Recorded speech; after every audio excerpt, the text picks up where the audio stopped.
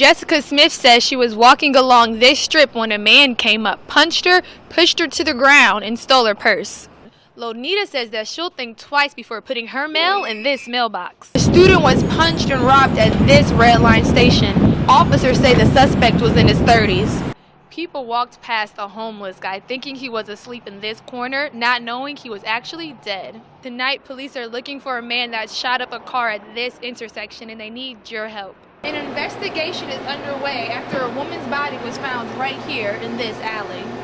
Columbia College says they will not fund the MAP grant this year, leaving thousands of students with a tough choice to make: enroll in another school or take out another loan.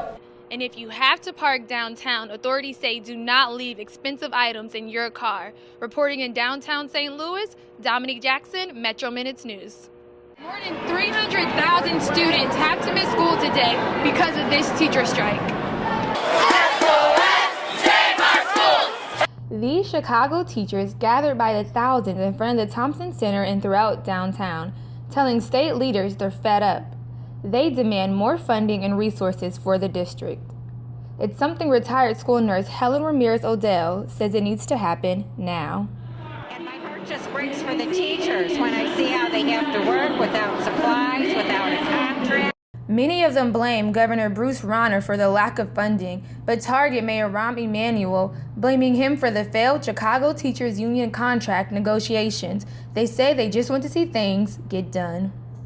It's important because the education of our children is important to us and they're our futures. In response to this strike, reports say that Chicago Public Schools CEO Forrest Claypool says he has taken legal action against the teachers union by filing a complaint with the Illinois Educational Labor Relations Board, claiming the strike is illegal. If we don't get it shut it down! Regardless if it is or isn't, these teachers say they had no choice but to strike.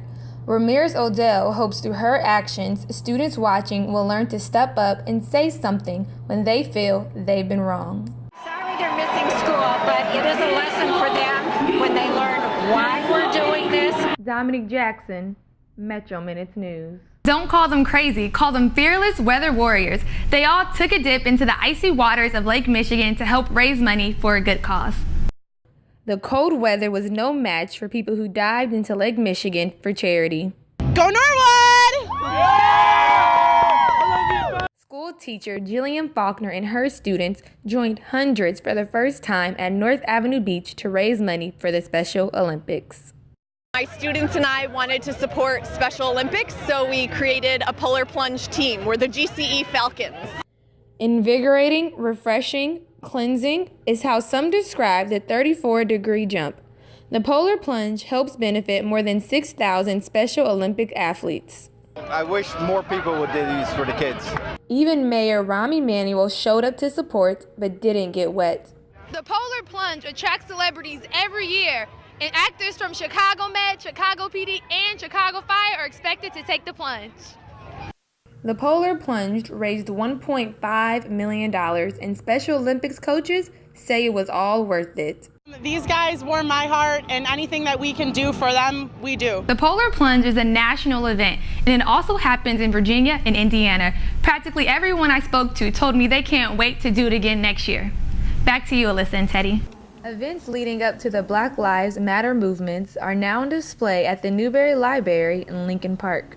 I think this really brings to light some things that a lot of people don't really like to look at. The exhibit is interactive for visitors. Our post-it wall, which is here for people to share their thoughts, reacting to what they've seen in the exhibition. This exhibit aims to document the root causes of racial inequality from past to present. This is history that was, 50, 60 years ago, and we're still sort of having some of the same problems and the same conversations today. The exhibit shows the life of some of the city's first African Americans. There's a lot of nice, beautiful physical evidence here to help demonstrate the fact that we have been put down, ignored again and again. Southside teacher Cherie Gordon says she wishes her students could experience this. We have to travel out our way in order to seek knowledge that we really would be beneficial to us. Dominique Jackson, Metro Minutes News.